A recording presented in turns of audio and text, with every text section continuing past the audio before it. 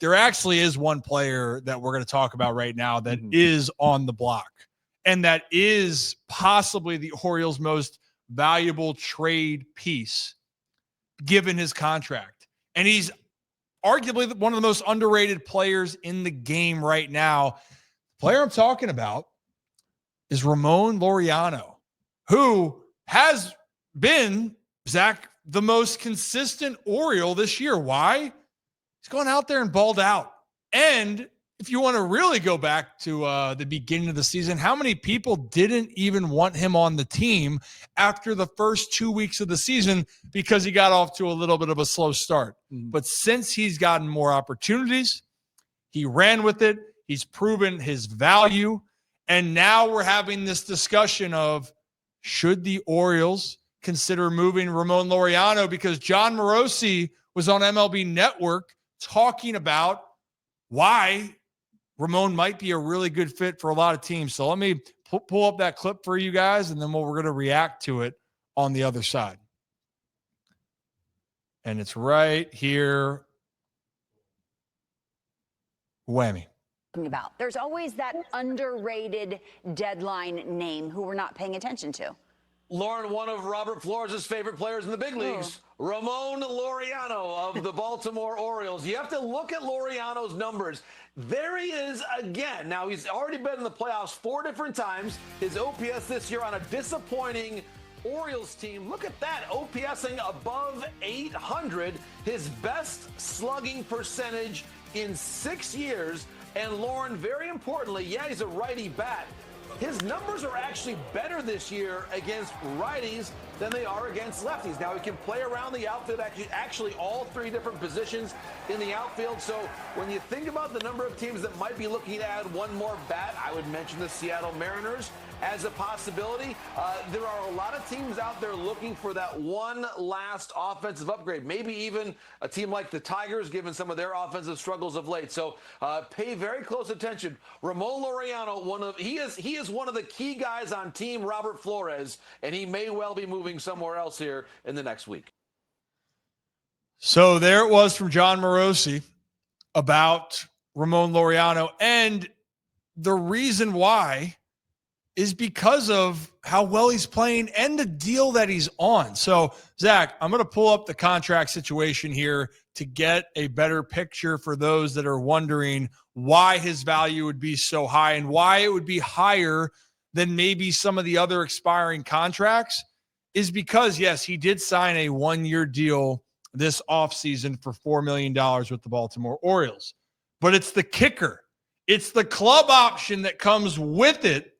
And with Ramon playing at the level that he's at, if you think that you can get a guy like this, even 3/4 of a type of player like this for next year, because the team that has him can exercise that club option for $6.5 million before Ramon could be a free agent in 2027. So at 31 years old, a guy right now that is playing the best as far as the Oriole outfielders are concerned. He has been stable. He can hit both right and left-handed pitching. He was supposed to be thought of just as he's better against lefties, but he's playing with a lot of confidence. And if you're looking to make a move, teams might be willing to spend more. Now, here's the other side of it.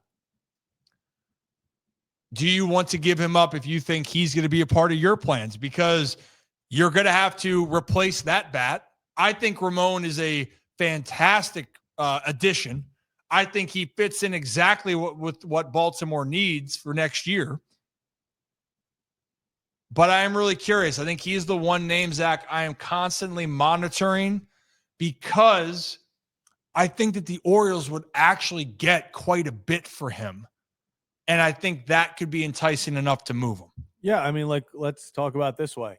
If you want me to go through the stats and talk about how important Ramon Laureano is to the Baltimore Orioles. If you go by league leader in home runs, or team leader in home runs, Ramon Laureano tied with Jackson Holliday with 14. How about RBIs? For the first time in months, actually, I believe literally since April, the Orioles have a new RBI leader. It's no longer Cedric Mullins. It is Ramon Laureano. How about we go to doubles? Ramon Laureano is second behind only Gunnar Henderson. And mind you, the only person really Ramon falls behind in this is Gunnar, and Gunnar has played in 95 games compared to Ramon's 75 and has 130 more at bat. So Ramon Laureano also, I'm going to call it a little outdated because this was after his home run in the first inning. But our guy, Avi Miller, doing this out. Ramon Laureano bumped his home run rate up to 5.4%, far and away the highest among Oriole regulars. And for reference, Gunnar Henderson's home run rate in 2024, when he hit 37 total, was 5.1. So he's hitting home runs at a better rate than Gunnar was last year. He leads the team in RBIs. Let me see real fast where he is in hits, remembering that he has played in a lot less games. He's fourth behind Gunnar, Jackson, and O'Hearn. Has played 14 less games than O'Hearn, 20 less games than Gunnar and Jackson. So, I mean, this guy is probably the most important piece on the offense so far this year. And so it brings up the point, like you've said, I don't think the decision is necessarily, how great, of a return can we get for him? I think the decision has to be made internally of, is Ramon Laureano a part of the 2026 Baltimore Orioles winning opportunity? And if your answer is yes, that you think that he takes over that role as that right-handed bat off the, whether it's off the bench, it's just your right-handed outfield bat. If you think that's the case, you keep him, because $6.5 million for a guy that's doing that is nothing. Is absolutely nothing. So if you want to win in 2026, I think you need to make the decision of, hey, can Ramon Laureano be on that team? Can he be a big contributor? If you find yourself answering it yes, then I don't think you trade, because I don't think that you're getting enough from a Ramon Laureano trade package to where that's helping in 26. No, I agree. I think, again, the Orioles, it's still, to me, if you're looking at the core nucleus of the squad, right, and look around baseball, you need to identify what you have consistently lacked. And that, to me, is the idea of what your starting pitching rotation is going to be. And you can't continue to look at it from the standpoint of what it can be. You have to look at what it actually is, if that makes sense, because Kyle Bradish, you hope everything goes well. But we have to see what's going to play out here for the next 3-4 months going into the offseason and all of that, right? And if Kyle is feeling good, that makes you feel pretty good about him. But what about the other guys? If you move Zach Eflin and Tomoyuki Sagano, who both are on expiring deals, and Charlie Morton, that's 3 starters in your rotation. Who is going to be a part of it moving forward? Right now, Trevor Rogers and Dean Kramer are 2. You want to factor in Kyle Bradish, that's 3. And where I'm going with this is, I don't think you move Ramon Laureano unless there's a piece in there that you think can become one of your starters. Yeah. That's what I'm looking at. One of your starting pitching options. And if you can't do that, then I think the value of what Ramon has is still very valuable to this team. But the other Achilles heel or the thorn that's going to be decided with this, Zach, I really do think they got to figure out what they want to do with Tyler O'Neill. I think Tyler obviously can hit. It hasn't been a great year, to say the least. Great is a complete overstatement, by the way. I understand. Not played well and injured quite a bit. Your best ability is availability. So he hasn't played well and he hasn't been available. But if you're committing to Ramon coming back next year, then you have to figure out what you're going to do with Tyler O'Neill. You see what I'm saying? Yeah. And I think that, in your opinion on Tyler O'Neill, I think this is where it becomes the question of, what do you do? Because, I mean, from your perspective, Ryan, is there any way if you're Tyler O'Neill, you're not picking up the final 2 years of that? I'm 1,000% after what's happened this year that Tyler O'Neill is going to pick up his deal. I've seen some people like, well, it's not, automatic. He's picking it up. He might want a fresh start somewhere. That fresh start's not going to give him $50 million. That at the end of the day, that's still the human aspect of, hey. And teams are not going to want to pick up that option for him, like for a trade, yeah. right? That someone's going to have to eat money if things were average along the way. Right, this is the business finished side. This year with 25 homers, that's a down year for him power-wise. If he finishes it with 20, and he's not finishing it with 20 homers. If he would have, like you said, if he 23 homers, 75 RBIs, he had an average season, somebody would take the chance on him. Somebody would take the chance. But it was one of those, it was so bad. You know, it was so bad that, unfortunately, he's picking up. And I will say, this could be a hysterical conversation to look back on if they do stick with Tyler O'Neill. And I do believe that he has insane power. We've seen it in previous years. And then he opts in, and then next year he has one of his 35 homer seasons, and everyone's like, we have him for a steal of a deal for the next year. So this all could change. Like, you know, Tyler O'Neill last year, what were his? Played over 100 games, 30 jacks. And that's the thing.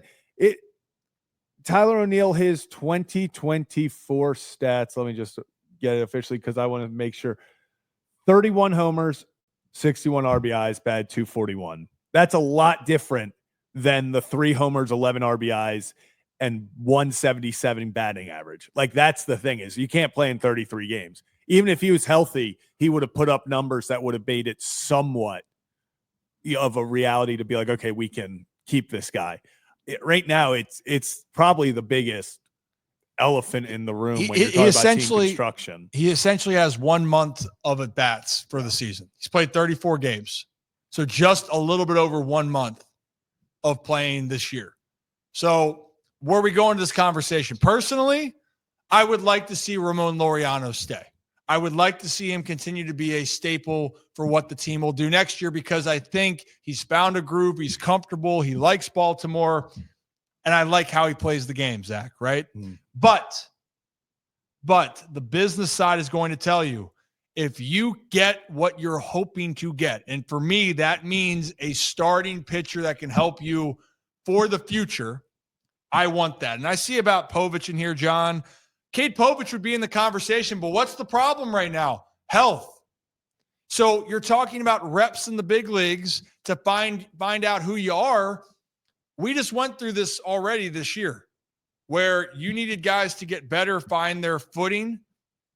But if you have a trial and error with some guys that are still trying to find their footing, well, Cade Povich is not going to be a lock to be a starter in this rotation next year. And right now, I don't think it's fair to say he should be, because he has to go out there and prove it. And especially next year, more's going to be on the line. I like Cade Povich's ceiling and his upside. Health is important. Experience is important. And he hasn't been able to continue to do that this year. So for the Orioles, Ramon is going to be a hot topic, whether people like him being moved or not. And if you feel that you can get a top arm, well, that's something you're going to have to seriously consider. And then you have to let everything else kind of sort itself out. But we still got 1 more week away until everything is set and done for this 2025 trade deadline. So if you're new to the channel, hit that like and subscribe button. Ryan Ripken Show. We do this live every Tuesday, Wednesday, Thursday, right here on YouTube, X, and Facebook.